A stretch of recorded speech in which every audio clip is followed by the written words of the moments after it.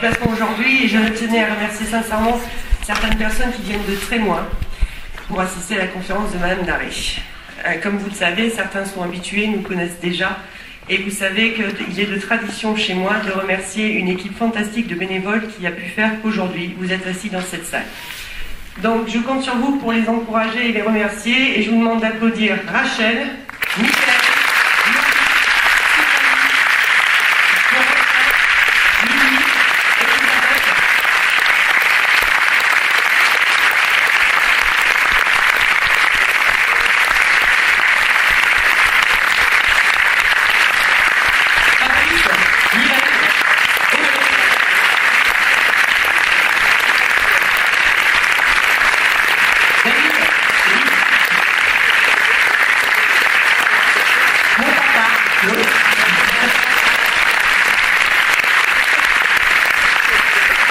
et bien sûr, un énorme merci à quelqu'un que vous avez eu beaucoup au téléphone et qui, grâce à vous, a une grossesse nerveuse, mon mari Didier.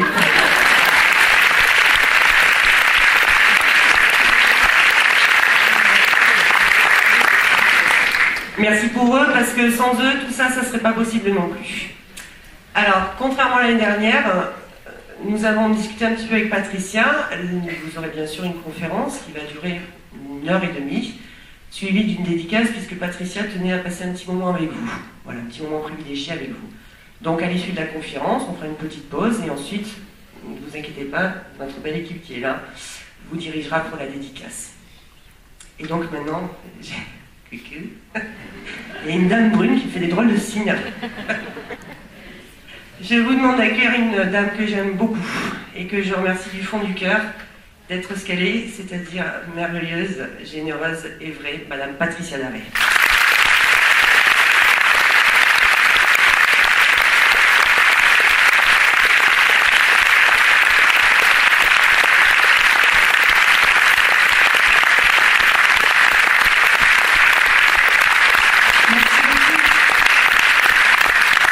Avant de commencer, non pas cette conférence, mais à discuter avec vous, à parler et à vous raconter un peu une petite histoire, je voudrais juste vous dire combien j'ai de gratitude pour vous, pour le fait que vous soyez venus sous la pluie. Je sais que beaucoup d'entre vous viennent de loin, ont fait des kilomètres depuis ce matin pour venir ici. Je suis extrêmement reconnaissante de tous les chemins que vous faites, le chemin en général que vous faites aussi pour la plupart d'entre vous, qui vous accrochez dur et qui n'hésitez pas à franchir les routes, les chemins, en voiture, en train pour venir jusqu'ici. Moi je vous applaudis, je vous dis un grand merci. Merci beaucoup déjà à vous d'être venu ici à Bergerac, c'est vraiment gentil.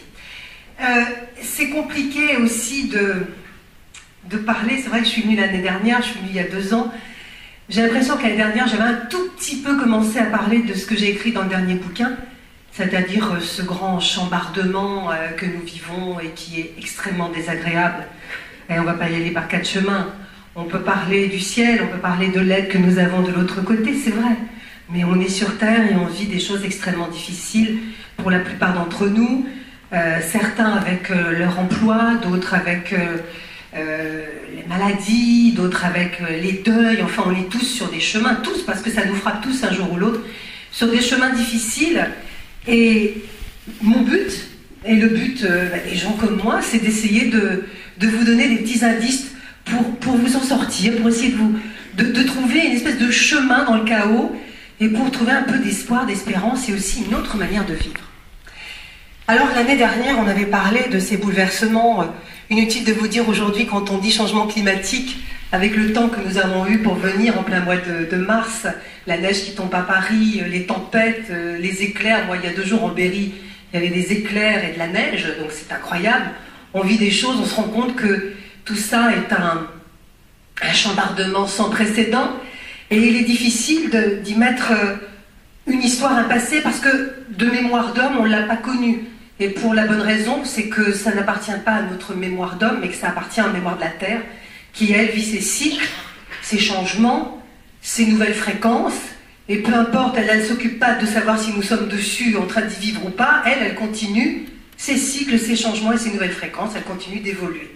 Alors comme nous sommes dessus, évidemment, nous prenons tout Et nous sommes obligés d'aller avec ça, avec tous ces nouveaux ressentis, d'aller sur notre chemin, d'aller dans notre vie, avec toutes ces nouvelles, toutes ces nouvelles donnes, tous ces nouveaux ressentis, ces nouveaux malaises, ces symptômes que nous vivons quotidiennement, ces maladies qui éclatent comme ça, les maladies auto-immunes, dites auto-immunes, hein, que la médecine n'arrive même pas à appréhender aujourd'hui. D'un seul coup, les systèmes immunitaires qui se retournent contre nous, on ne sait pas pourquoi, d'un seul coup notre corps devient notre ennemi. Et puis tous ces burn-out, ces dépressions, d'un seul coup on a une vision du monde qui change, on n'arrive plus à s'accrocher à la vie. Bon bref, tout le monde est passé par là, ou presque.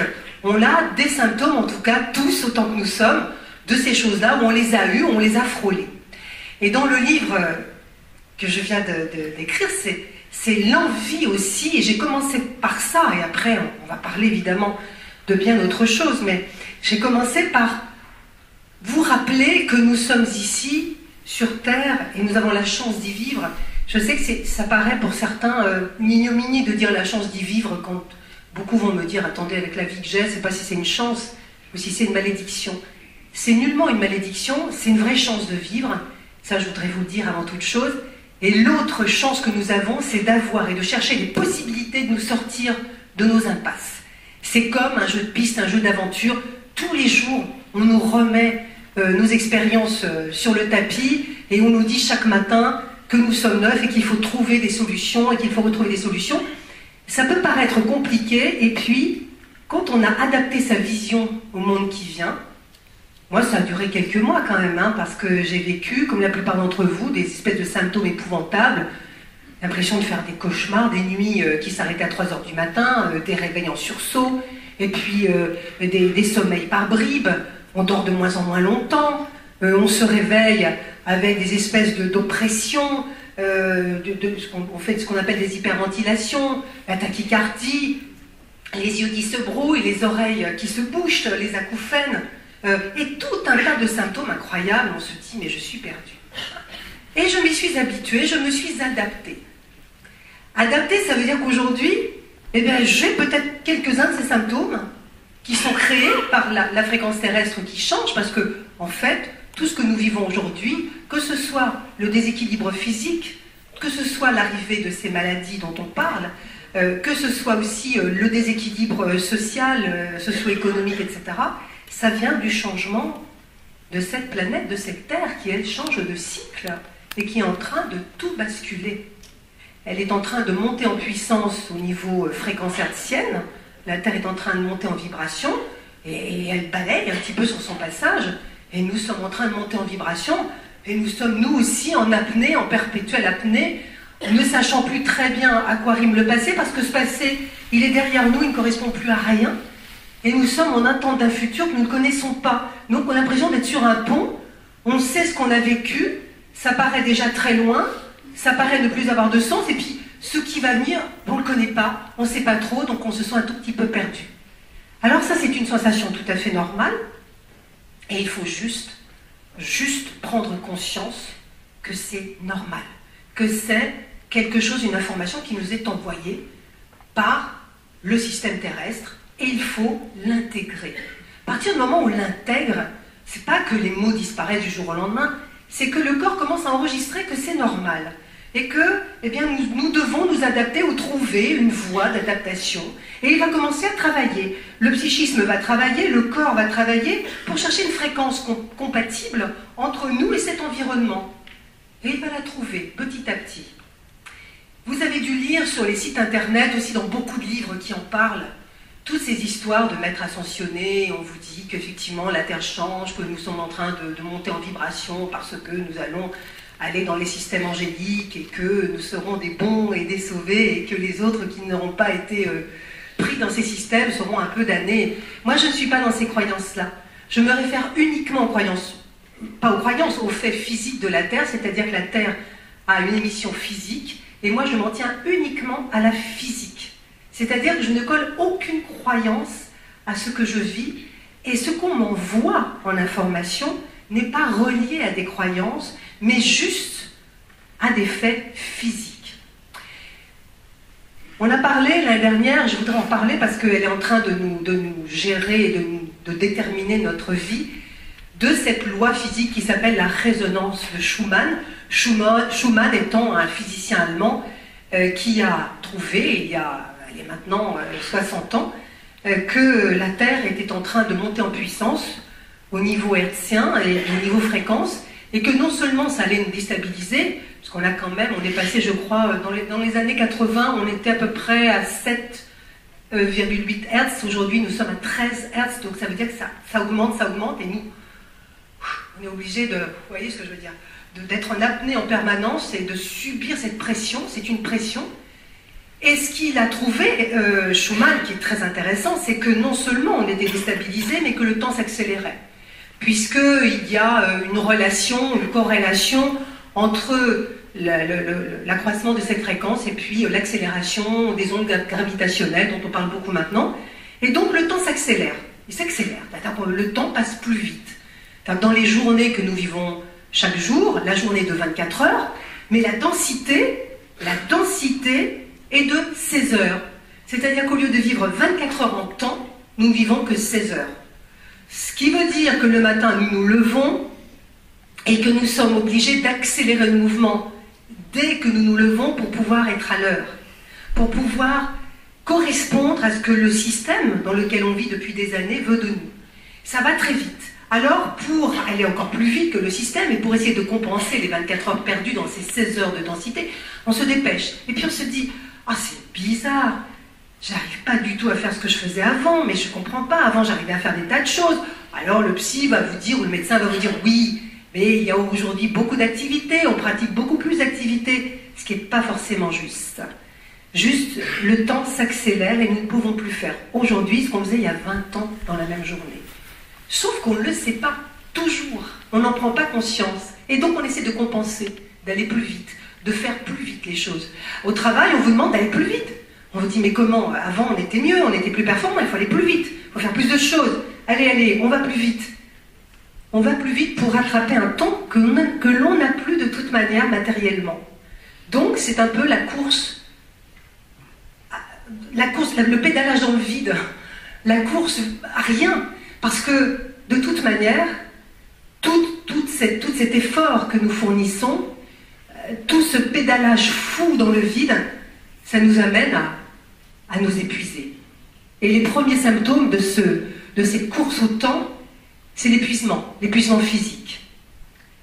Je suppose qu'ici, parmi vous, il y a plein de gens, alors je parle des gens qui n'ont pas forcément qui ne pratiquent pas forcément des activités genre relaxation ou énergétique, etc., qui ressentent cet épuisement.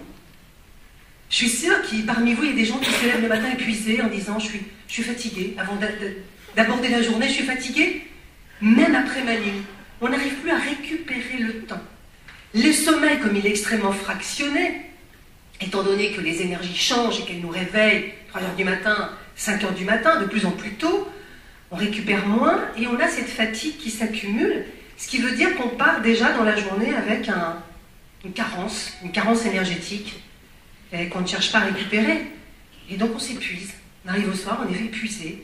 Et puis un beau jour, on ne peut plus se lever. Un beau jour, on se dit c'est plus possible. D'où les burn-out qui sont extrêmement nombreux. On n'a jamais entendu parler des burn-out avant.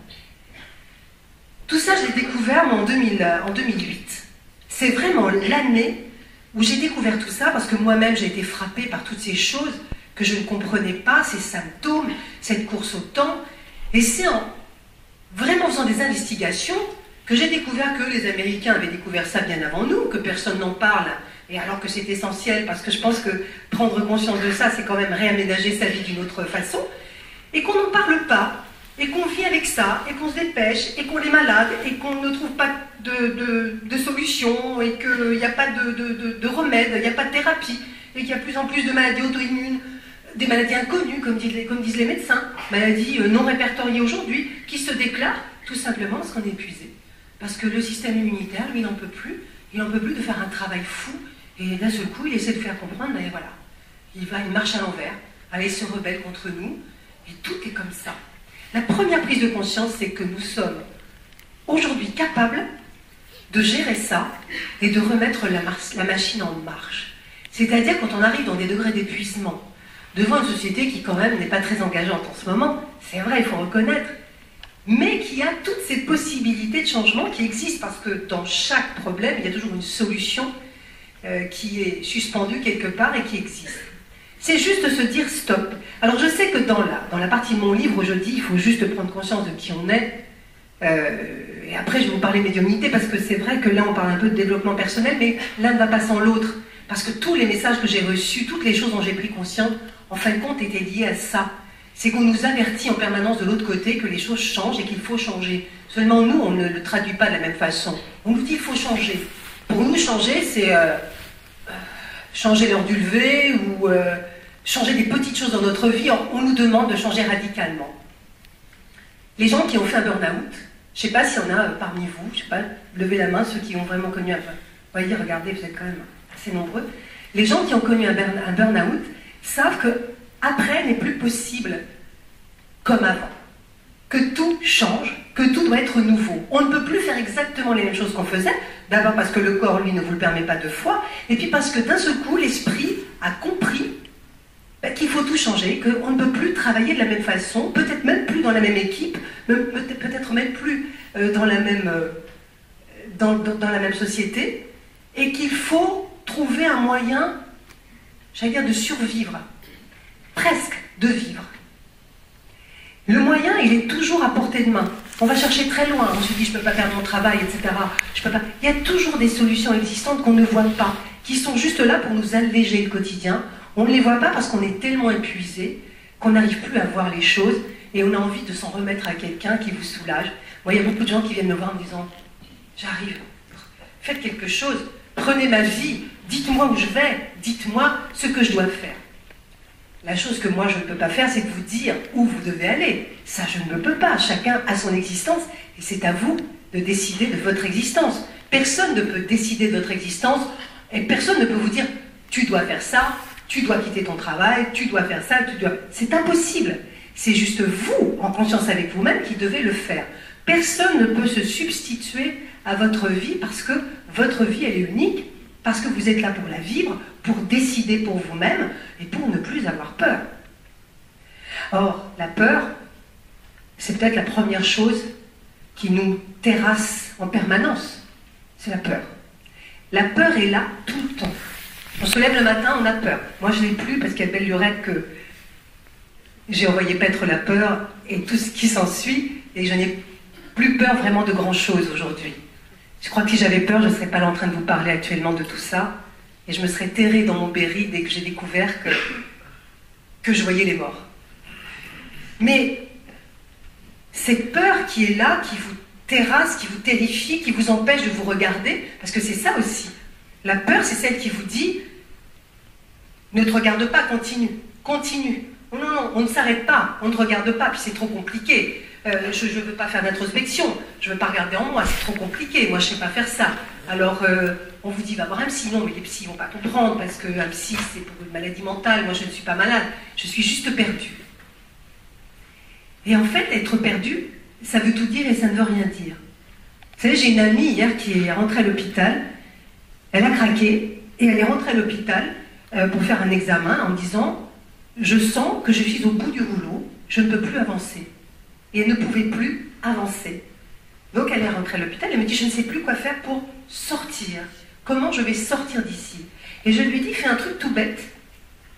Tu prends un cahier, moi c'est ce que je fais quand je suis dans une situation où je ne vois pas clair, ce qui m'arrive assez peu maintenant parce que finalement il y a une espèce de discernement qui vient précéder la situation qui dit bon, on ne se panique pas, mais il arrive qu'on ne voit plus clair. Je prends un papier et je dis voilà, je suis dans cette situation, qu'est-ce qui me déplaît dans cette situation? Et sur une page, j'écris tout ce qui me déplaît. Qu'est-ce que j'aimerais changer? Sur l'autre page, j'écris tout ce que j'aimerais changer. C'est pas ce que je voudrais être. C'est pas ça. Parce que vouloir être, c'est déjà encore, on est encore dans le faux. C'est-à-dire qu'on projette quelque chose qu'on n'est pas. On peut rêver d'être quelqu'un, on peut rêver d'être acteur, on peut rêver d'avoir, je ne sais pas moi, un château. Mais ce n'est pas forcément ce que nous sommes, ce que nous rêvons d'être. Le rêve ne s'apparente pas souvent à ce que nous sommes.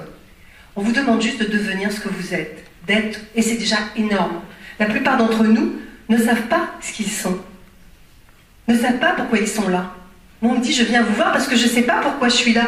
Dites-moi, ma mission, c'est quoi? Et moi, je regarde, je dis, mais votre mission, c'est ça. C'est ce que vous faites. Vous élevez des enfants, vous êtes mariés, vous travaillez, vous aimez décorer, vous aimez la déco, vous avez des passions. C'est ça votre mission, c'est de le vivre en harmonie. Notre mission de vie, c'est pas de faire des grands trucs, d'aller au bout du monde.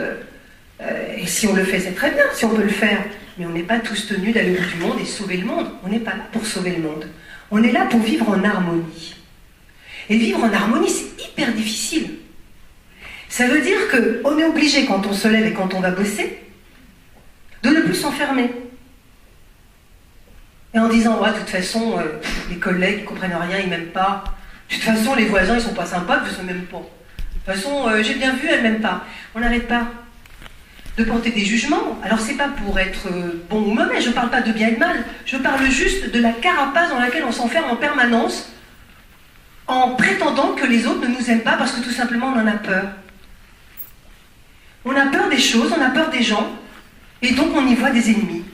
Juste parce qu'on en a peur, pas parce qu'ils le sont. Et comme ils sont comme nous, ils projettent les mêmes choses envers nous.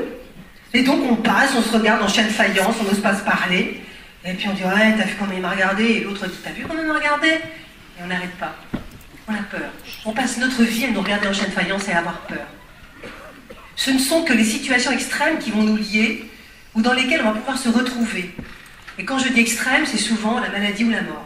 Et là, les gens quittent leur armure dans la maladie ou la mort parce qu'ils savent que ce n'est plus utile.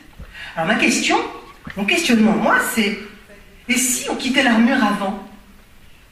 Et si on se mettait à être ce qu'on est avant? Si on se débarrassait de cette peur et puis qu'on était ce qu'on est quand on est tout seul? Et quand on réfléchit à haute voix sur des choses, si on l'était avec les autres? Vous allez me dire, oui, non, mais c'est trop facile. Si je suis moi-même avec l'autre, il va le savoir, il va en profiter, il va m'attaquer. Parce qu'on est toujours dans ce système de peur et de dire, je suis vulnérable. Mais pas forcément. Les armures, on n'arrête pas d'empiler les unes sur les autres, sont des armures qui vont appeler d'autres armures en permanence. Et qui dit armure, dit guerre. Et on est malade parce qu'on passe notre temps à être en guerre, mais contre tout. Parce qu'on se sent agressé. On se sent agressé par un système, il y a de quoi? Objectivement, il y a de quoi? Parce qu'on vit à rebrousse-poil, il y a un contre-courant complètement. Mais c'est comme ça, la société a mis sur place un système il y a des années qui ne correspond plus à ce qu'il devrait être aujourd'hui, ne serait-ce qu'à la notion du temps. Le temps est trop rapide, le système ne lui correspond plus. Ça va changer tout ça, ça changera. Mais si on arrêtait justement dans ces temps troublés, d'être dans cette défiance permanente et de voir en l'autre constamment un ennemi, un rival ou une adversité. Ça commence là. Réfléchissez, ne serait-ce que dans votre journée, à un moment où vous avez pensé ça de quelqu'un. De toute façon, elle ne peut pas me voir. De toute façon, elle me regarde de travers. Et puis mes collègues, ils sont méchants, ils sont jaloux. Combien de fois j'entends ça? Mes collègues sont jaloux. Je vois bien, ils sont jaloux de moi. De toute façon, ils parlent, il faut voir. Ils pensent la même chose de vous. Tout le monde pense la même chose de l'autre. Alors on n'en finit pas. La première chose, et quand on discute avec les défunts, c'est la première chose qu'ils vous disent. Ils vous disent, il faut aimer. Aimez-vous. Il faut que tu aimes. On dit, ouais, il faut aimer, d'accord, on sait. Mais comment je vais aimer? C'est ce qu'on me dit, mais comment je vais aimer? Ils sont tous méchants. Mais non, ils ne sont pas tous méchants. Nous sommes les gens. Ils ne sont pas là, les gens. C'est nous, les gens. Et c'est celui qui commence à changer d'attitude qui va entraîner l'attitude de l'autre. Alors ça, il faut le savoir. Pour les burn-out, c'est pareil. Tous les jours, on part avec sa besace et on dit « Aujourd'hui, je vais essayer de gagner du temps. Je vais porter plus vite, plus fort. Je vais porter plus lourd. Et je vais aller plus vite. » Et si on commençait à dire « Aujourd'hui, il y a plein de choses que je ne ferai pas parce que je n'ai pas le temps. Alors je vais choisir les choses essentielles et je vais laisser tomber les choses pas essentielles. » C'est vital. Donc si c'est vital, vous pouvez le faire. Vous allez me dire, il y a une entreprise. Mais on ne va pas me tolérer de ne pas faire. On va vous tolérer ce que vous ferez. Est-ce que vous ferez en conscience? Est-ce que vous ferez justement? Est-ce que vous prétendrez être prioritaire? Fera passer le fait que tous les détails n'ont pas été vus dans la journée. C'est très important. Être essentiel, chaque jour, à chaque moment, dans chaque pensée. Être essentiel.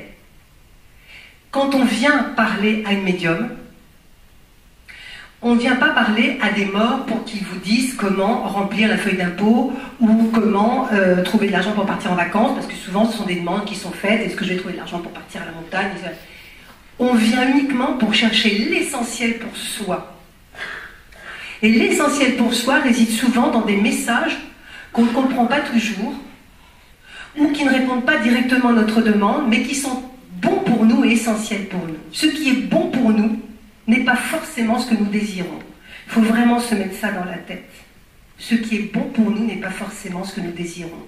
Et ce qui est bon pour nous nous oblige à faire un pas en avant et nous oblige à faire un effort envers l'autre. Un effort envers l'autre. C'est essentiel, l'effort envers l'autre.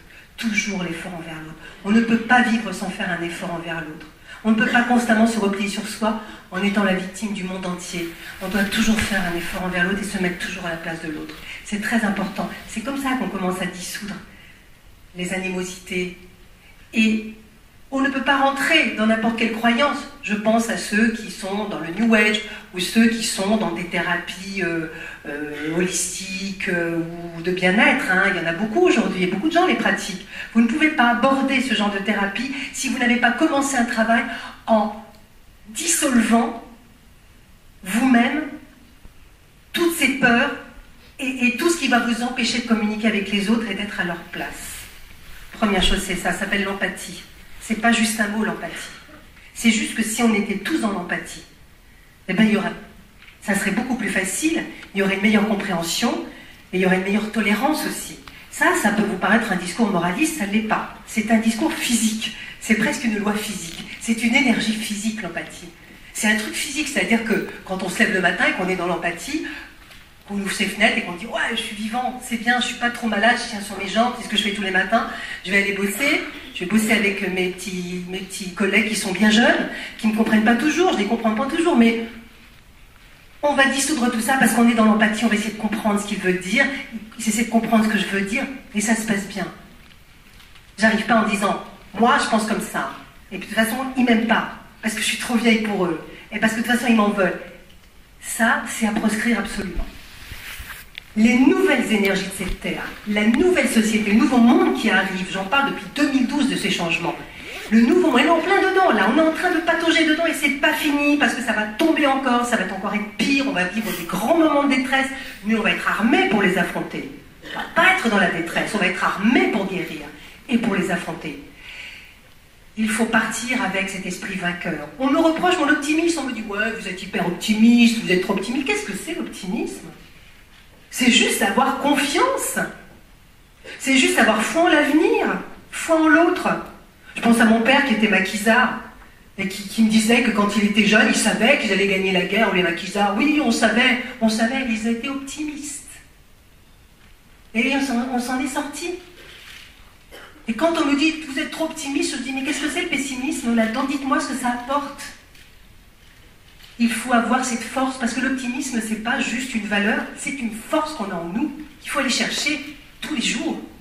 Tous les jours, il faut aller la chercher. Il ne faut pas se laisser abattre quand on est touché par la maladie, quand on est touché par le burn-out, par l'épuisement, par l'agression, par les problèmes juridiques, par les problèmes d'emploi.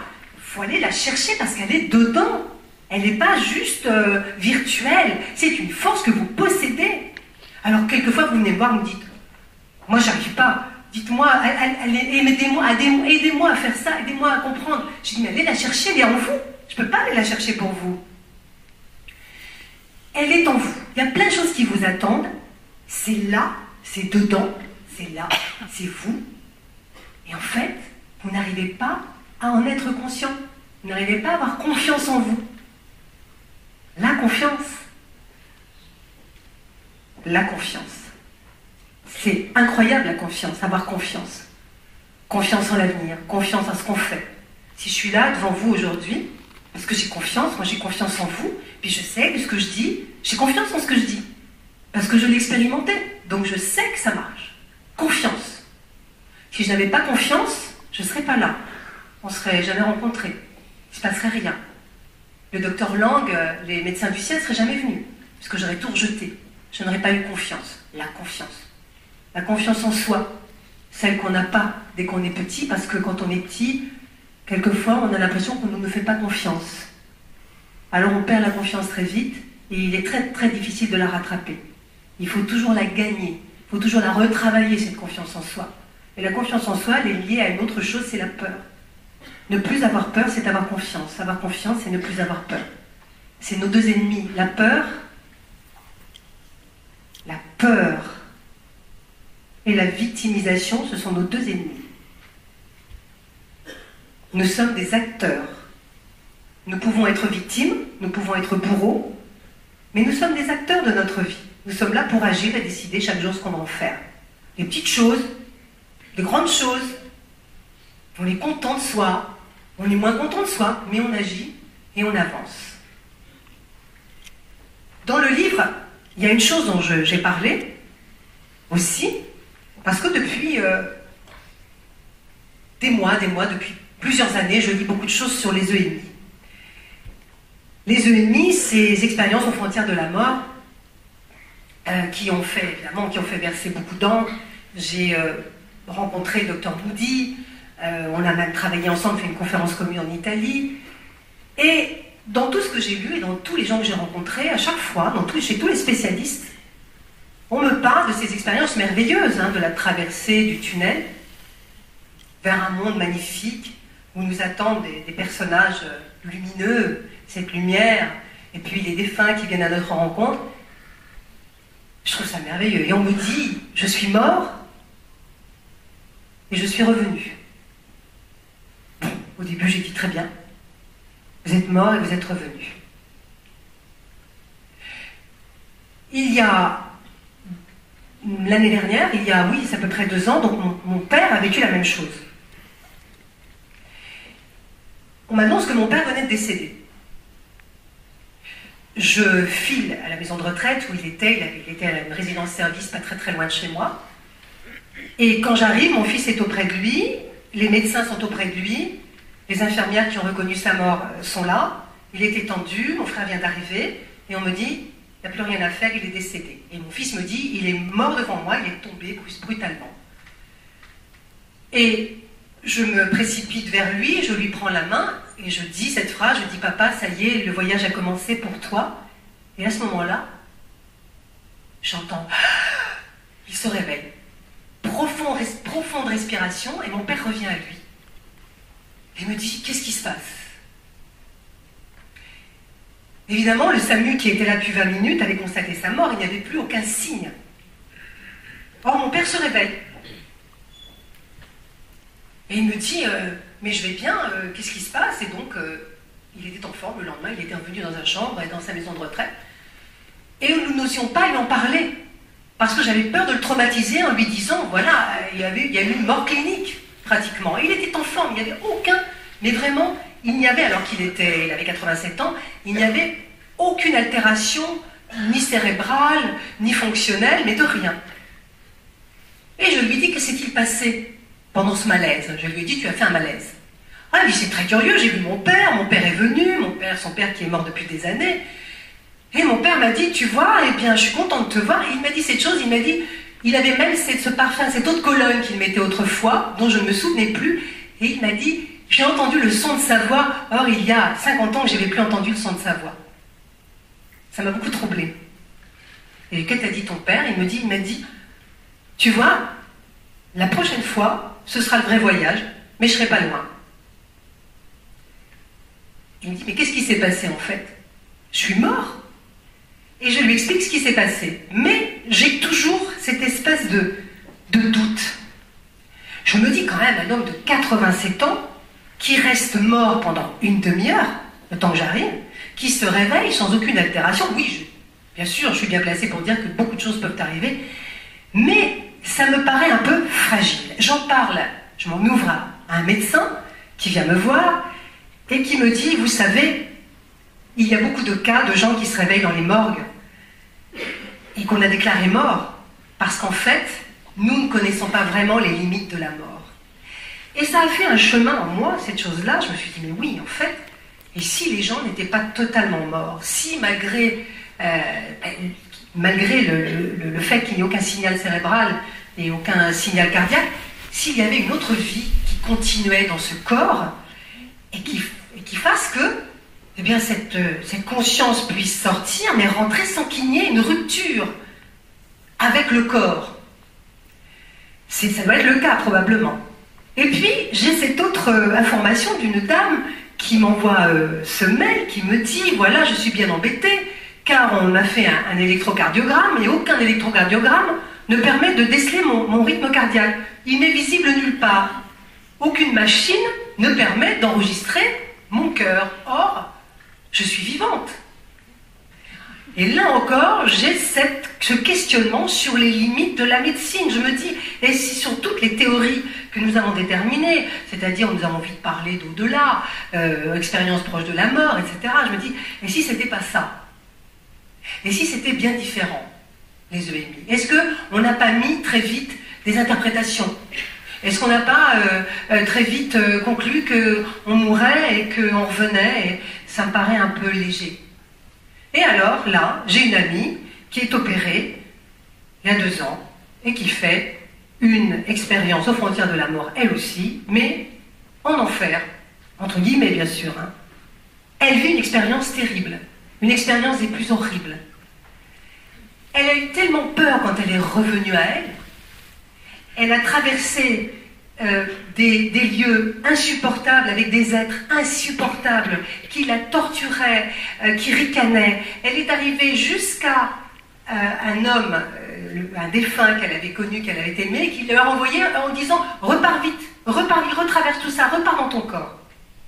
Et elle s'est réveillée traumatisée. Elle a mis des mois à s'en remettre. Et elle n'a osé en parler à personne. À personne.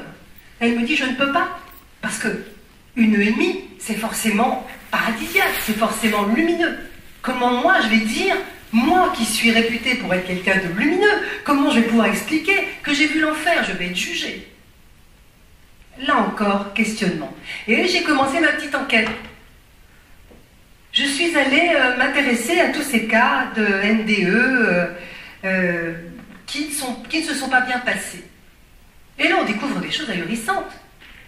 Des témoignages qui vous racontent, et ça je crois que c'est les plus incroyables, des gens qui racontent le même témoignage et qui vous racontent qu'ils sont poursuivis par des losanges, des rectangles, des carrés qui les insultent, qui ricanent. C'est insupportable à vivre et qui leur disent tu n'es rien, tu n'es qu'une blague, tu n'es qu'une erreur de la vie, tu n'existes même pas, tu n'existes pas. Et les gens reviennent extrêmement angoissés et continuent d'avoir des angoisses par la suite. Je trouve ça étonnant. Je vois la proportion de ces témoignages, c'est toujours la même chose. Alors je veux bien qu'il y ait le beau tunnel cotonneux avec les anges derrière, mais il y a aussi la géométrie qui se déchaîne quand on passe la frontière. Qu'est-ce que c'est que ça? Et puis d'autres qui vivent des choses ahurissantes, et d'autres qui vivent des expériences lumineuses, mais les vivent en angoissant. C'est-à-dire que pour eux, c'est négatif. On vit le tunnel, les défunts, les anges, mais on les vit dans une tension négative absolument insoutenable et on revient traumatisé. Donc je me suis dit, comment peut-on prétendre que cette chose-là est la mort? Il faut y réfléchir vraiment et il faut l'étudier. Je pense qu'il faut remettre en question tout ce qu'on est en train de découvrir. Heureusement d'ailleurs, on découvre beaucoup de choses en ce moment. On a eu tendance pendant des années à penser que les gens qui faisaient des EMI étaient un peu élus, partaient dans un monde angélique et puis revenaient et étaient un peu portés désormais. Je n'ai plus peur de mourir, je suis portée par un monde angélique. Et si c'était simplement, vous savez, comme les rêves extraordinaires, si c'était simplement un état de conscience, c'est-à-dire au moment où on a un accident médical, même un accident de voiture, où on a un choc, c'est l'état des lieux de votre conscience. l'instant T. Votre conscience, le disque dur, votre âme, eh bien elle est remplie de ces angoisses-là au moment où vous partez. Et je pense que c'est plus un instant T qu'une vérité sur la mort, l'EMI. Mais ça révèle encore plus de choses. Ça veut dire que notre conscience est capable de s'étendre à l'infini, d'accueillir nos défunts, de leur parler, de revenir, sans que le corps soit mort. C'est bien supérieur à ce qu'on imagine. Très vite, on a été évangéliser la chose en lisant Eben Alexander. Il pose les vraies questions, il est neurochirurgien, il n'y croit pas, il vit ça, il revient plus ou moins touché, mais il y a des symboles religieux. En fin de compte, chacun porte dans son EMI sa culture. Les symboles desquels il a été nourri pendant toute sa jeunesse, pendant toute son enfance, on emmène notre culture. Il n'y a pas de monde objectif, il y a juste soi avec soi.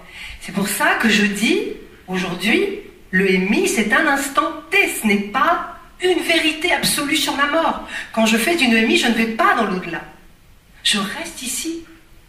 Et quand je demande en message, parce que je voulais savoir, est-ce que quand on fait une EMI, on part dans l'au-delà? On me répond, on ne bouge pas de là où on est. Ça veut dire que c'est une projection de la conscience. Ce n'est pas un vrai voyage, même si on voyage, et même si on voit les choses. C'est notre capacité de voyager qui est là, mais nous ne bougeons pas. Ça signifie aussi que notre conscience et que notre possibilité, nos possibilités sont bien supérieures à ce qu'on peut imaginer. Nous pouvons être ici et là-bas en même temps. Nous le faisons dans une NDE, mais on peut le faire aussi éveillé. Et pour moi, ça a remis beaucoup de choses en question, et je suis allée demander, quand je suis allée à Genève, à l'Institut de Genève qui on va dire, collecte toutes les expériences des EMI et des frontières de la mort, j'ai demandé pourquoi il n'y a pas de témoignages négatifs dans tout ce que vous avez collecté et publié. Et on me dit, bah oui, mais négatif, c'est un peu gênant, on ne sait pas trop où le mettre. Et je crois qu'il est temps quand même de regarder l'autre côté avec un œil plus ouvert, plus lucide. On ne peut pas choisir ce qu'il y a de l'autre côté. On ne peut prendre qu'un monde existant. Et même s'il est indéfinissable, on ne peut qu'embrasser la totalité de cette réalité-là. On a l'impression que dans le paranormal, on doit choisir tout ce qui est lumineux, puis tout le reste, je ne veux pas en entendre parler. Et les gens qui subissent des choses négatives, on n'en parle pas. Ouh là là, trouvez quelqu'un pour vous aider, moi je sais pas. Ça fait pas beau. Donc je crois qu'il est temps maintenant de regarder la réalité en face et de parler autant du négatif que du positif. Ce serait une bonne chose et ça nous permettra d'avancer et de comprendre déjà. Vraiment. Je crois qu'on ne peut plus faire le choix. Alors c'est vrai que c'est bien la lumière, tout ce qui est lumineux, mais à force de vouloir du lumineux, on est en train de le créer. Et le lumineux qu'on voit souvent n'existe pas. Ce n'est qu'un lumineux créé qui n'a aucune valeur. Je crois qu'il faut regarder la négativité pour lui tordre le cou. Si on ne la regarde pas, on ne peut pas lui tordre le cou. Mais beaucoup d'entre nous aujourd'hui ne regardent plus, ne veulent plus voir la négativité, ou du moins imaginer qu'un au-delà puisse être négatif, ou que des expériences puissent être négatives, parce que ça fait peur. Et on ne considère pas, c'est comme si on vous demandait de décrire la France et que vous disiez, ben oui, la France c'est merveilleux, il y a Disneyland Paris. Ah oui, mais il n'y a pas que ça. Ah oui, mais il y a Disneyland. C'est un choix quand même très réducteur. Et bien au-delà, c'est pareil. C'est pas Disneyland. Il y a Disneyland, il y a la lumière, et puis il y a aussi d'autres mondes qui sont beaucoup moins lumineux, mais qui ne sont pas toujours négatifs. La négativité est relative. Hein. Ce qui est négatif pour l'un n'est pas pour l'autre. C'est juste une façon d'appréhender les événements. Quand je vous dis qu'il y en a qui vivent des EMI positives, avec de beaux symboles, négativement, ça veut bien dire que tout est relatif. Et qu'on ne peut pas, comme l'ont fait les religions pendant très longtemps, dire le mal, le bien. C'est beaucoup plus flou. Et c'est drôlement intéressant. Parce que ça n'existe pas. Parce que tout n'est que vibratoire. Vibratoire, on va dire des vibrations basses, des vibrations hautes. Et le mal, le bien, après, c'est une question d'interprétation de chacun. Et ça, j'avais envie d'en parler parce que j'ai regardé le nombre d'ouvrages qui parlent de ces EMI négatives. Personne, pratiquement personne, très très peu, ça se fait pas, c'est dérangeant, et les gens qui ont vécu ça, mais ils doivent se débrouiller tout seuls. Je suis pas d'accord. On est là pour aider tout le monde, et on est là pour écouter toutes les expériences, quelles qu'elles soient, dans le paranormal. Toutes les expériences, quelles qu'elles soient, négatives, positives, on est là pour mieux connaître, il faut absolument embrasser tout. Et puis, il y a une autre chose qui m'a beaucoup interpellée, c'est cette fameuse paralysie du sommeil. Et puis, j'ai découvert que, finalement, vu le nombre de mails que j'ai reçus, qu'on est, je sais pas, des centaines, des milliers à les vivre ou à l'avoir vécu dans sa vie, cette paralysie du sommeil. Mais, quand je parle de paralysie du sommeil, c'est cet état, évidemment, qu'on connaît tous au moins une fois quand on dort, se réveiller avec l'impression de ne pas bouger. Mais ça va au-delà. Moi, ce qui m'a intéressé, c'est un fait que, d'abord que j'ai vécu il y a plus de 30 ans, qui m'avait beaucoup interpellée, et puis en regardant un petit peu et en faisant le tour du monde, en faisant des recherches, je me suis rendu compte que des villages entiers en Afrique ou des communautés chinoises vivaient les mêmes choses. Donc ce qui m'intéresse aussi, moi, c'est le côté interplanétaire, ou plutôt planétaire. C'est-à-dire que ce n'est pas seulement dans le monde occidental, mais c'est dans toutes les civilisations qu'on vit ces choses-là. Ça aussi, ça m'intéresse, de savoir aussi comment on vit ces expériences dans les autres civilisations et dans les autres cultures. Pour moi, le monde occidental n'est que notre référence, mais elle n'est pas suffisante. Il faut aller chercher plus loin. Or, je découvre que chez les Chinois, chez les Africains, partout, on vit ces paralysies du sommeil, qui sont un état très particulier. On se réveille la nuit et on est comme paralysé. C'est-à-dire qu'on ne peut plus bouger, on est tétanisé. Et on est dans un état très conscient, c'est-à-dire qu'on voit la chambre, on est bien réveillé, sauf qu'on ne peut pas bouger, comme si on était en rêve. Le corps, lui, est en condition de rêver, c'est-à-dire qu'il est paralysé. Vous savez qu'il y a une hormone dans le corps qui paralyse les muscles pour ne pas que nous courions quand on rêve qu'on court, pour ne pas que nous bougions quand on rêve qu'on bouge. Voilà. Donc nous sommes tétanisés, un peu en apnée, et tout à coup il y a cette sensation, parce que je sais que beaucoup d'entre vous le vivent aussi positivement, il y a une sensation négative qui arrive, c'est-à-dire on se sent épié, et on a l'impression d'être dans une grande angoisse. Alors je sais qu'il y a des techniques aujourd'hui pour sortir de cette angoisse, parce que la médecine ne sait pas définir cet état, il est très curieux, il y a eu beaucoup de recherches, on ne sait pas le définir, et on se sent menacé par quelqu'un ou quelque chose qui nous observe, et souvent les gens voient quelqu'un qui vient et qui essaie de les agresser. C'est très étonnant.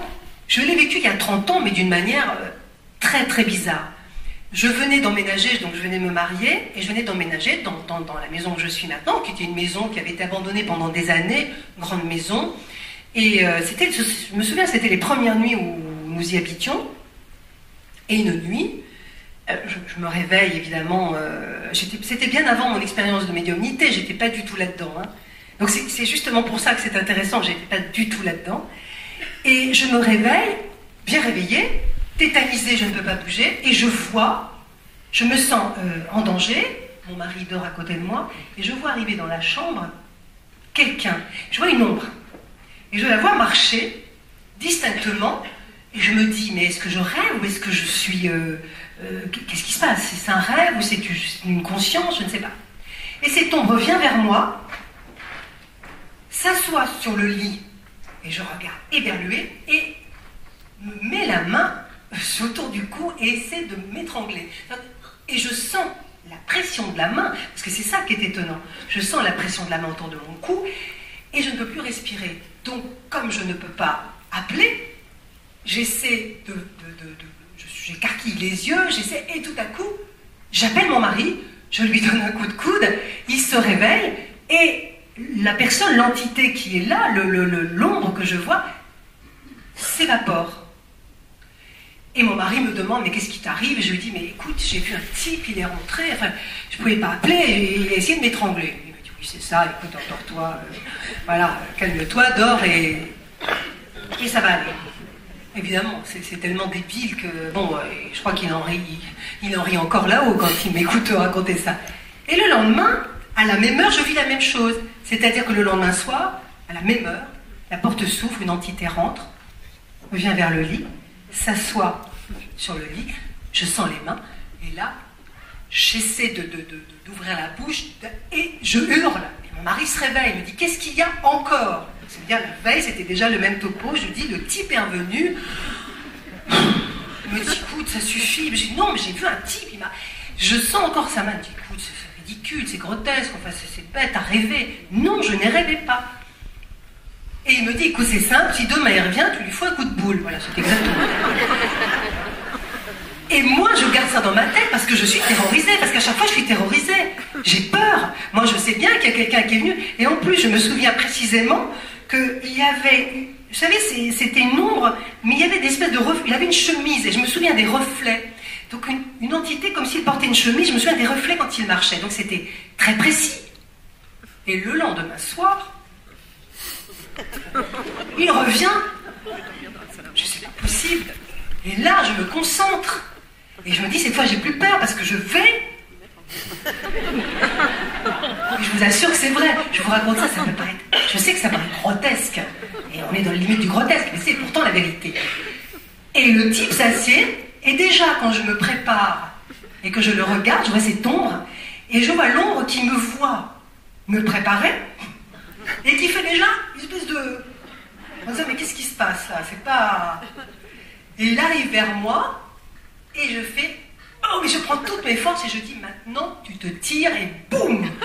Et ce qui m'a terrorisée, c'est que j'ai senti sur mon front quelque chose de compact qui s'est évaporé.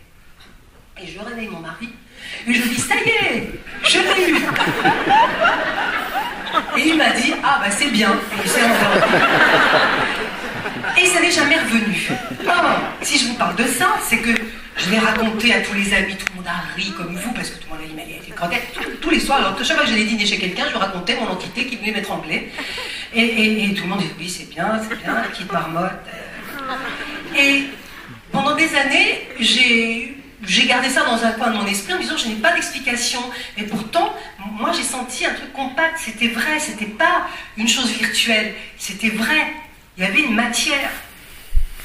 Et je fais donc une recherche sur les témoignages qui viennent sur les paralysies du sommeil, parce que c'est une des formes du paralysie du sommeil, et je trouve des gens, notamment des gens en Chine, j'écoute leurs témoignages, qui disent avoir été non seulement étranglés, tentative d'étouffement, viol.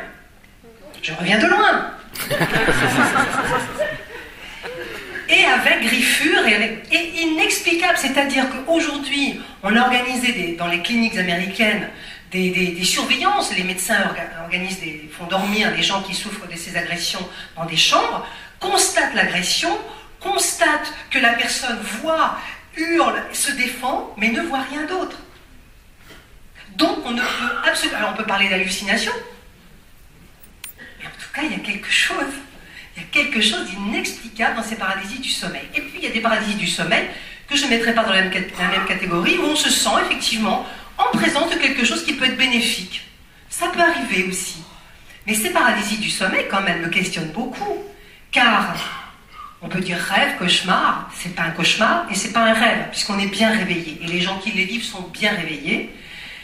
On finit par s'y habituer, quelquefois elles ne reviennent pas, parce que les médecins vous disent c'est psychologique, c'est une angoisse, c'est certainement lié aussi à notre état d'angoisse ou notre état d'appréhension, peut-être, hein, on ne sait pas grand-chose, mais en tout cas, on sait que, par exemple, par la force du psychisme, on peut s'en défendre, on peut les faire partir, en bougeant les yeux, en essayant de bouger les globes oculaires, on peut aussi neutraliser ces entités ou ces présences, mais elles sont réelles. Et là, on n'a pas d'explication.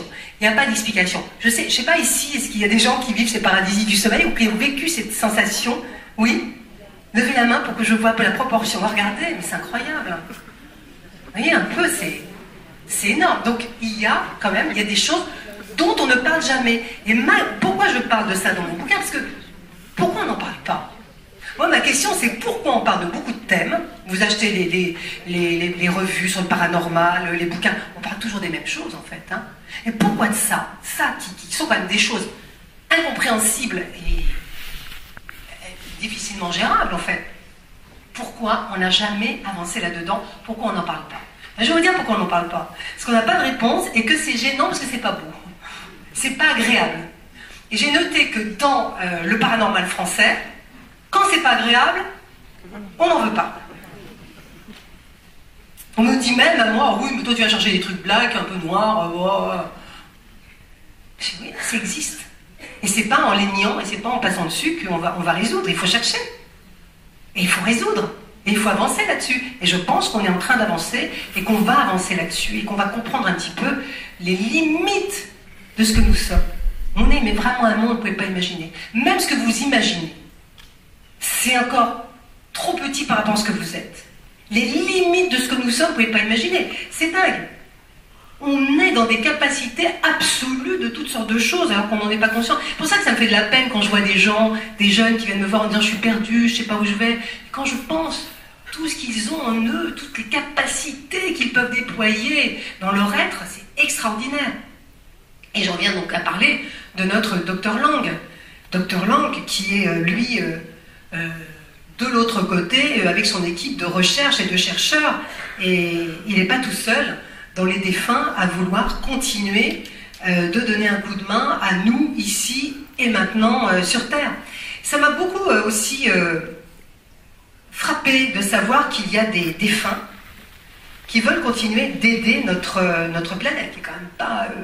franchement, c'est bien d'être ici, mais c'est quand même compliqué parfois, hein. C'est pas simple.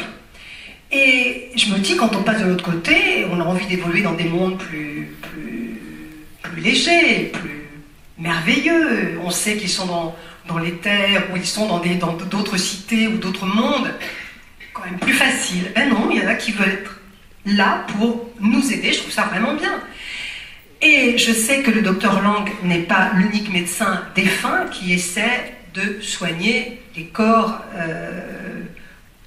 des patients aujourd'hui à travers des médiums ou des intermédiaires.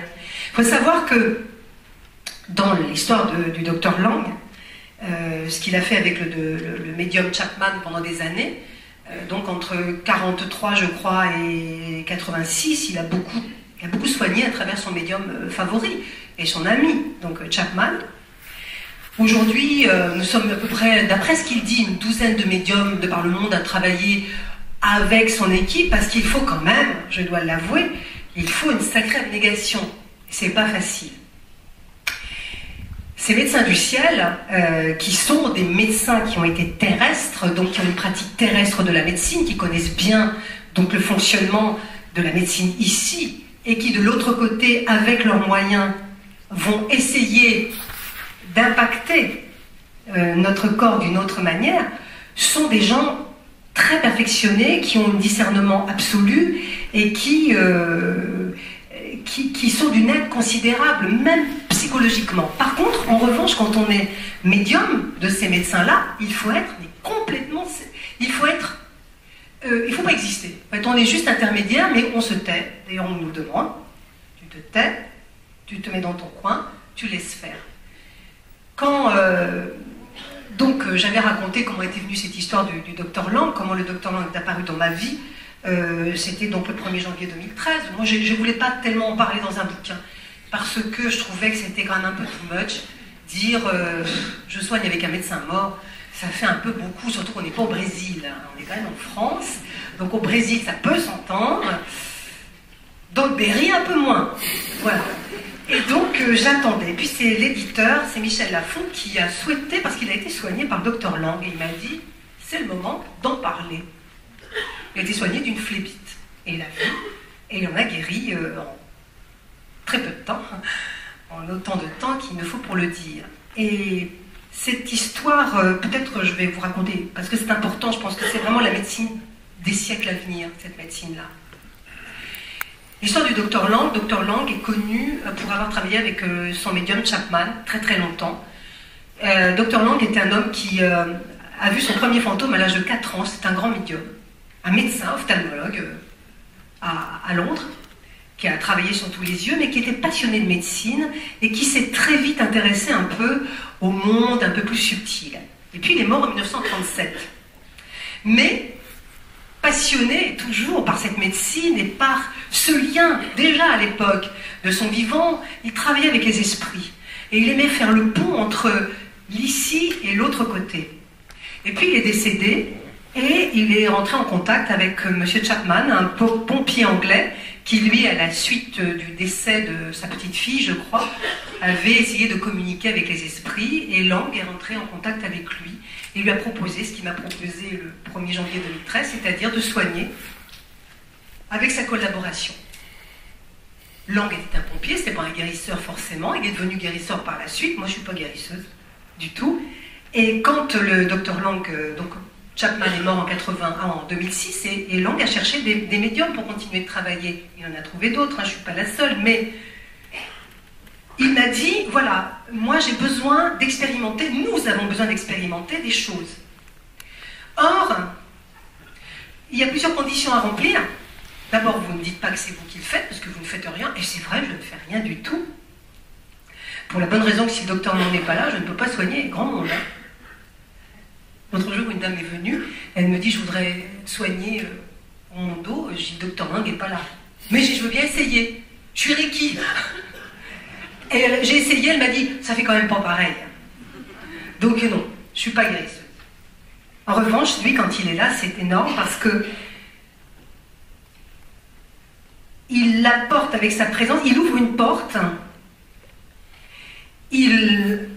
oui, c'est comme s'il m'habitait en fait. Il utilise ce que je suis, à condition que je ne m'en mêle pas et que je ne ramène pas mon grain de sel. Parce qu'au début, je ramenais mon grain de sel. Du genre, oh, le pauvre homme, faites pas ça, il va mourir. Du genre de truc qu'il ne faut pas faire. Et lui, à travers moi, c'est très curieux. Et pareil, des gens qui l'ont vu à l'époque, parce que peut-être dans la salle, y a-t-il quelqu'un qui a été soigné par Chapman. Je crois qu'il y a une dame à Bergerac qui a été soignée par Chapman dans les années 60. Il est en moi, et puis il y a du matériel, il y a des gens avec lui, des collaborateurs, d'autres médecins. Je les vois, moi je les vois, mais je ne peux pas intervenir. Je les vois juste prendre. Je sais que c'est curieux, hein, la description. Je pense que Chapman l'a vécu aussi, et que c'est très curieux à décrire. Il n'a jamais vraiment décrit Chapman. Quand la personne est devant, Lang, c'est moi qui le fais, mais c'est lui, parce que moi je suis incapable de faire ça, va prendre son corps éthérique et le décolle.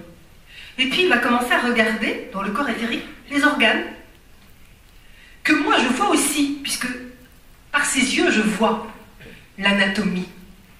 Et je découvre l'anatomie que je ne connais pas vraiment. Et il va faire un diagnostic, il va dire il y a ça, il y a ça, il y a ça. Hop. Et il va commencer des traitements. La personne qui est soignée va immédiatement ressentir, soit elle va s'endormir très vite, parce qu'il va l'anesthésier, soit elle va ressentir des effets dans le corps, des choses étranges, et puis il parle, alors il demande du matériel, il fait comme ça. Il prend, il intervient, c'est comme une opération en fait.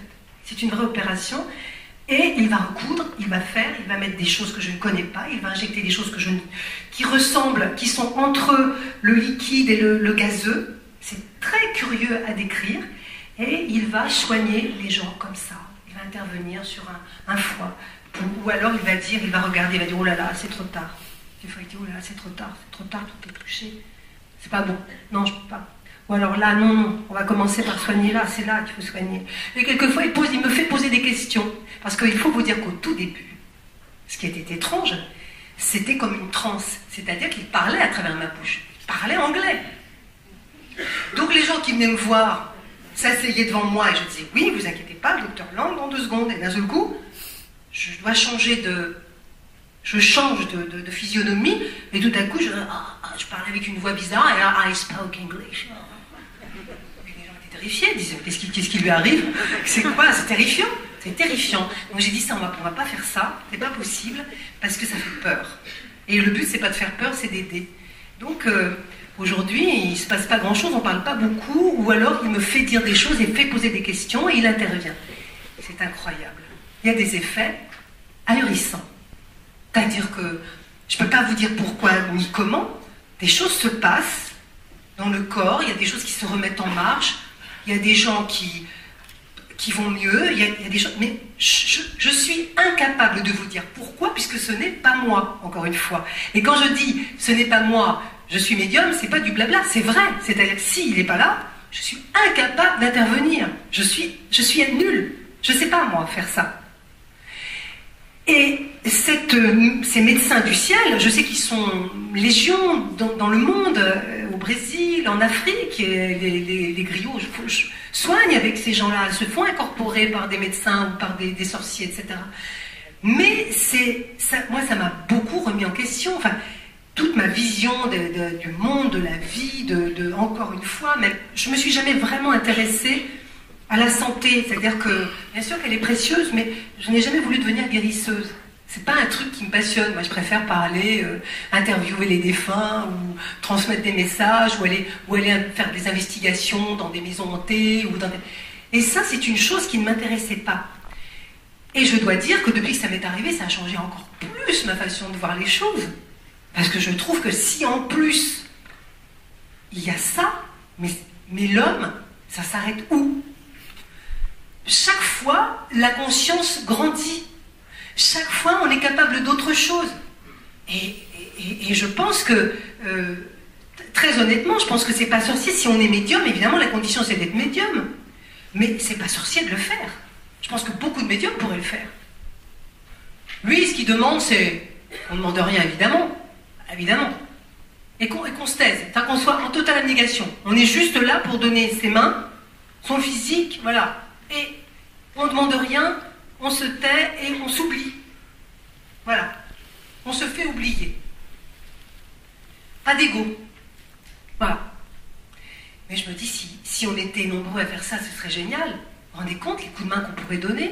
Je ne dis pas qu'on guérit tout, parce qu'il le dit lui-même. Hein. C'est pas quelqu'un qui peut tout guérir. Quand le système organique ne peut plus porter l'énergie, il ne peut plus porter l'énergie. Et puis, il y a une chose aussi, il me dit, ça c'est très curieux, il regarde le patient, et j'entends, il dit, ah non, le destin est là. Ça veut dire, c'est son destin. J'interviens pas. Donc, il ne touche pas. Quand le destin est là, il ne touche pas. C'est très très curieux. Et j'en ai parlé dans le bouquin, j'avoue que c'est un peu curieux, que ça représente un espoir phénoménal.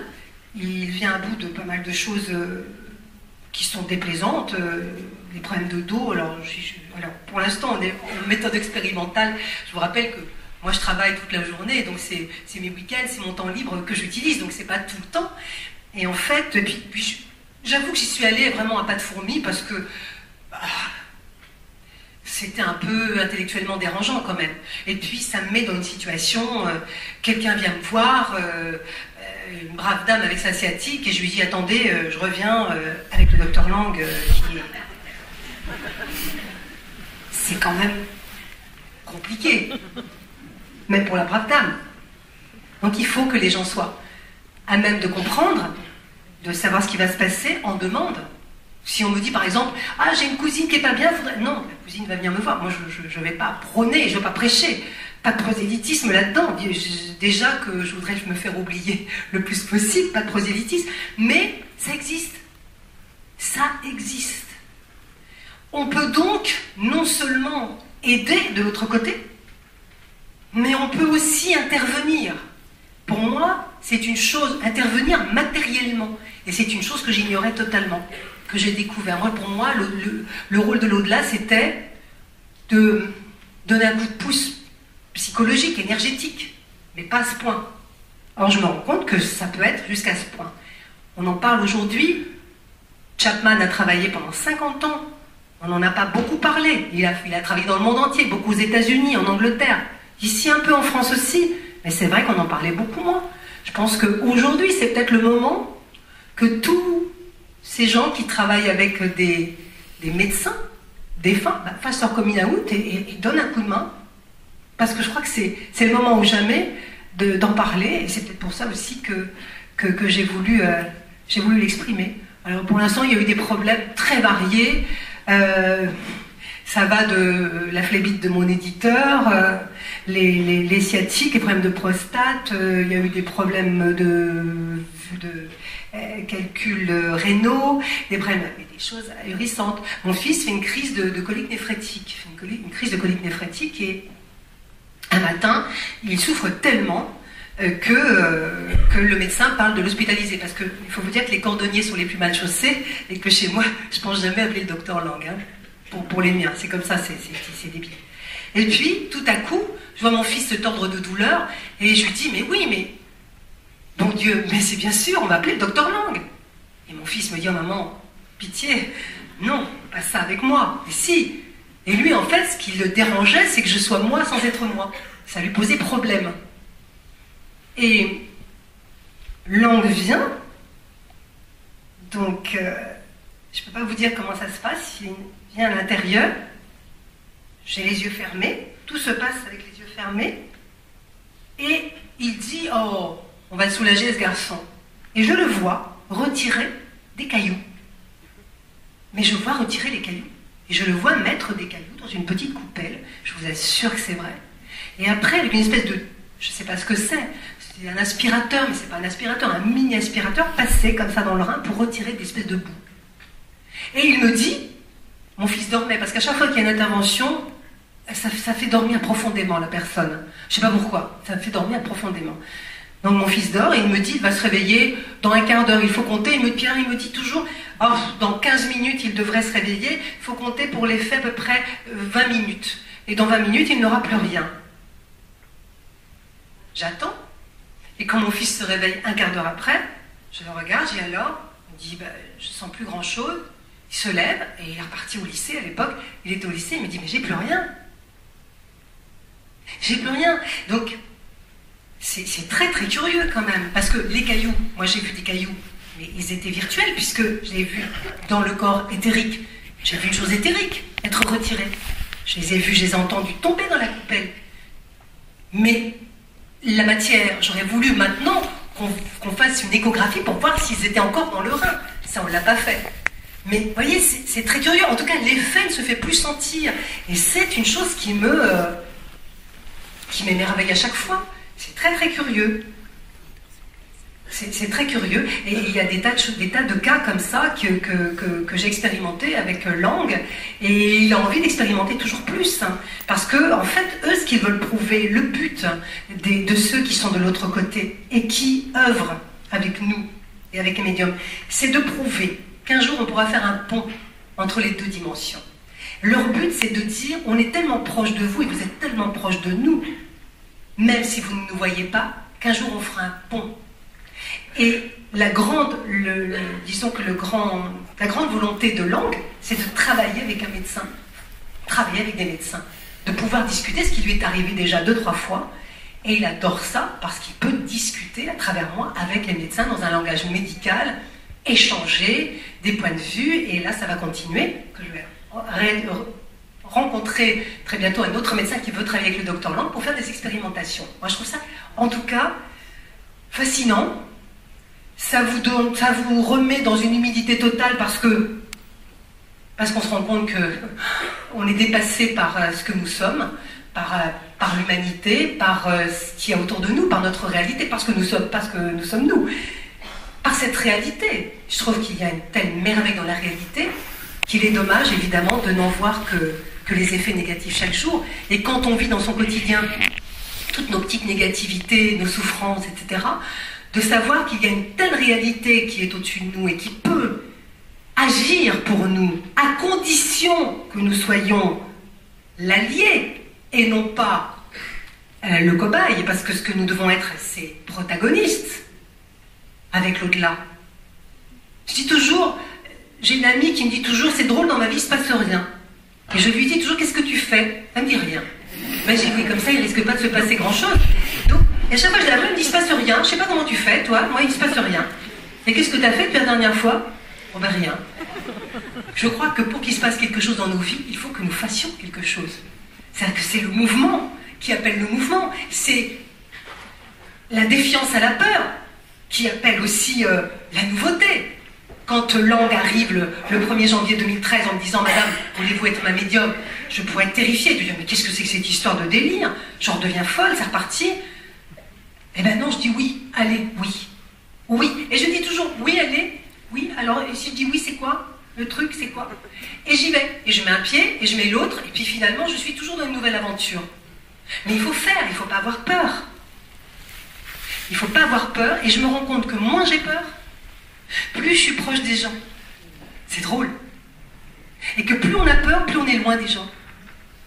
Pour ça que je vous dis au début, la confiance et la peur, avoir confiance en soi et plus avoir peur, c'est la première chose pour guérir, pour avancer, pour se connaître. On ne peut pas se connaître si on n'a pas confiance en soi, on ne peut pas se connaître si on a peur de soi, ou si on a peur de tout. Et il faut vraiment pas avoir peur, il faut dire, allez, combien il me reste? Mon temps est compté sur Terre. Combien je vais encore vivre? Je ne peux pas le savoir, quelques années, quelques mois, quelques jours, j'en sais rien. Mais au moins que ça vaille le coup, que je sache jusqu'où je peux aller, quelles sont mes limites. Quelles sont mes limites? Quelles sont vos limites? Vous n'avez pas envie de savoir quelles sont vos limites? On ne sait pas combien de temps on va vivre. Même quand on est condamné par la science, souvent on vit beaucoup plus longtemps. On ne sait pas. C'est la vie qui décide et c'est l'inconscient qui décide. C'est nous à l'intérieur, c'est pas nous ici. C'est pas ce que je dis qui est intéressant. C'est ce que mon inconscient est en train de dire à travers moi. Parce que lui, c'est tout.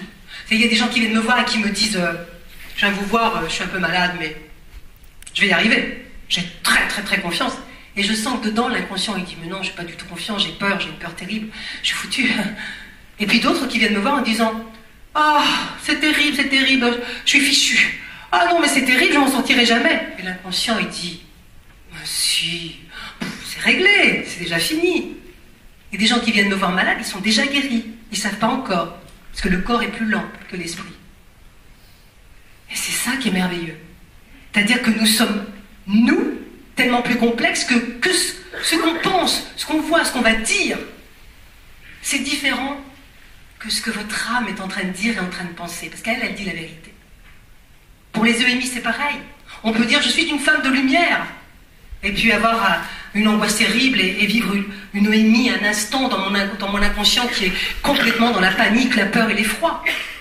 Et pas du tout lumineux, parce que je cache des choses qui ne sont pas lumineuses. Il ne faut pas se mentir. Il ne faut pas se raconter d'histoire. Il faut juste accepter tel que l'on est.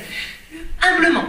L'humilité. On est ce qu'on est. On ne cherche pas à être des surhommes, on ne cherche pas à être des génies, on ne cherche pas à être des mages. On est juste ce qu'on est. On n'est rien d'autre.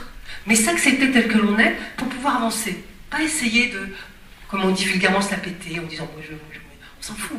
C'est pas ça qui est important. Ce qui est important, c'est ce qu'on va pouvoir faire pour les autres. C'est la main qu'on va tendre. C'est se mettre à la place de l'autre quand il vient, qui sonne à la porte, qui dit Madame Daré, je suis désespérée, aidez-moi. Et vous dites c'est moi que je vois. Un jour, peut-être je serai comme ça, j'irai sonner à la grille de quelqu'un. Et je serais content qu'une main se tende, et c'est ça. En fin de compte, c'est cette capacité-là qu'il faut qu'on ait, mais sans moralisme, sans y mettre du bien et du mal. Juste parce qu'on est des hommes, que notre temps est compté ici, et qu'on est fait pour vivre ensemble, et qu'il faut que ça se passe bien. Et que mieux ça se passera, plus on guérira. Voilà. J'ai l'impression d'être un évangéliste. Béa m'a dit tout à l'heure, elle dit, tu as fait de la télé-évangéliste. Parfois, j'ai l'impression d'être un peu évangéliste, mais c'est pas du tout mon cas, je suis pas du tout là-dedans. Voilà, je ne sais pas si le temps qui m'était imparti est écoulé. Oui, il est écoulé. Oui. Oui, me dit Béatrice. En tout cas, voilà. Je voulais vous dire merci. Merci de m'avoir écouté. Je voulais vous dire aussi que tout est possible. Ne désespérez jamais. Quelle que soit votre condition, quel que soit ce que vous viviez. Il y a toujours des gens comme moi, quelque part, qui sont là pour vous donner un coup de main. Moi, je fais ce que je peux. Hélas, je ne peux pas beaucoup parce que devant les centaines de demandes, je peux, au fur et à mesure, comme ça met du temps. Je reçois des gens chez moi, les gens viennent comme ça, n'importe quand, mais je fais ce que je peux, mais je voudrais faire plus. Mais il y a d'autres gens comme moi. Et il faut que vous les découvriez, et il faut que la vie vous mette sur ce chemin-là. Il ne faut pas hésiter un seul instant à faire la démarche d'aller chercher, de lire, d'aller chercher ce qui peut, les solutions. Les solutions, elles sont partout. Il suffit juste d'aller les cueillir. Ne restez pas assis sur votre chaise devant votre télé à attendre des solutions. Allez les cueillir là où elles sont, parce que vous avez le manuel en main et la notice en main. Il suffit juste de la lire. Je vous assure que c'est vrai. C'est pas du blabla, c'est du vécu. Parce que moi, je reviens de loin, en fait. Je reviens d'un monde matérialiste où j'étais quelqu'un d'extrêmement matérialiste, peu intéressé par tout ça. J'aurais ricané, j'aurais vécu ma vie très longtemps comme ça et peut-être sans jamais un bout de prise de conscience s'il m'était pas arrivé ce qui m'est arrivé et si j'avais pas dit oui, d'accord, j'accepte de me ridiculiser et d'aller dire que je parle avec les morts. Peut-être que tout ça ne serait jamais arrivé, mais j'ai envie aujourd'hui de vous dire tout ça parce que c'est du vécu, parce que je reviens de loin et parce que ça marche. Et que je crois que les bouquins, ça va s'arrêter, parce qu'il faut que ça s'arrête à un moment, mais que je vous aurais tout dit. Avant que ça s'arrête, je veux tout vous dire, et je veux que vous ayez la possibilité de trouver sur votre chemin des gens extraordinaires, qu'ils soient vivants, qu'ils soient morts. comme Marcellus, que le mérovingien dont je parle, qui est là dans ma maison et qui me dit qu'il est là aussi pour veiller sur la maison. Parce qu'on a on a dans les maisons des passages, des gens qui passent, des gens, des défunts, des gens qui viennent, des gens qui vont. On est toujours entouré, on n'est jamais seul. On n'est jamais seul en fait. On est toujours entouré de quelqu'un et on est toujours entouré de bienveillance. Toujours quelque part il y a de la bienveillance. Alors ne désespérez jamais et soyez convaincus que vous êtes entouré de bienveillance quelque part. Et ne vous nourrissez que de ça. C'est ça le plus important, parce que ça c'est vrai. C'est vrai. Voilà, je crois que j'ai fini cette fois. Hein, Béa? Ouais.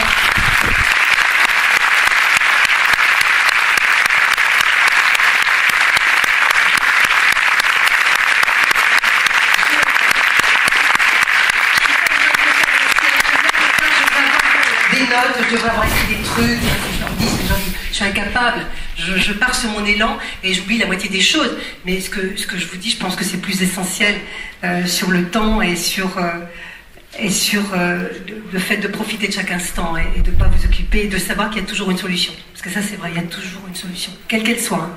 Toujours. Voilà, ça va Béa? Jesus Christ, Lord. Jesus Christ. C'est un peu ça, hein.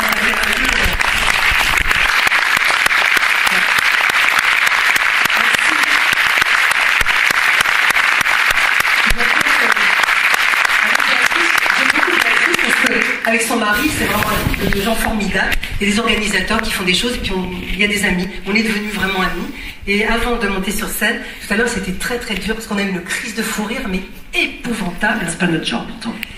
Et je ne pensais pas être capable de venir vous parler tellement on a ri, parce que ma deuxième faiblesse, c'est le rire. Voilà, je ris beaucoup et je plaisante beaucoup. Et voilà. Et ça aussi, c'est la vie. Le rire, ne l'oubliez pas. C'est très très important. Merci, Mélanie.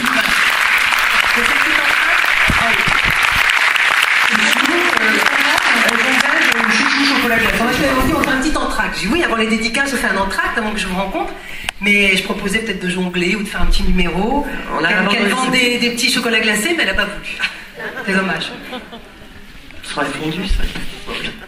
En tout cas, c'est dédicace dans... Alors, on va faire la petite pause. La petite pause. Ah bah tu vois, je vais quand même faire mon chocolat glacé. Alors mesdames et messieurs, vous avez des petites bouteilles d'eau qui sont à la vente, voilà. C'est tout. Des bons bouquins aussi d'une dame qui s'appelle Mme Daré. C'est sympa. Pas quelque chose à manger Bouteille d'eau, de faire du vélo elliptique. Vélo elliptique. Petit chocolat. Ouais. Non, c'est tout. Bon, je vous rencontre dans combien? 5 minutes? Allez, 10. 10 minutes. Allez, 10 minutes. De l'autre côté. Alors, je vais vous faire comme dans les avions. Mesdames et messieurs, les issues se trouvent à votre gauche. Alors, messieurs, dames, bergeracois, je vais vous demander de faire honneur à notre ville. Et je sais que je peux compter sur vous. Nous avons des personnes qui viennent de très très loin, qui ont fait plus de 1000 km pour venir. Donc, je vais vous demander d'être extrêmement gentils. Ouais. Et oui, on a quand même... Qui a fait beaucoup de kilomètres? 1000 kilomètres? Ah oui, bah dites donc. Parce que j'ai quand même les Sables d'Olonne, on a Montpellier avec nous, Arles. Montpellier, Arles. Ah, je voulais juste te dire quelque chose. Est-ce que... Alors, j'ai un ami Facebook que je ne connais pas, dont je sais que c'est l'anniversaire aujourd'hui, c'est Serge Yousse. Est-ce qu'il est là? Oui, c'est son anniversaire.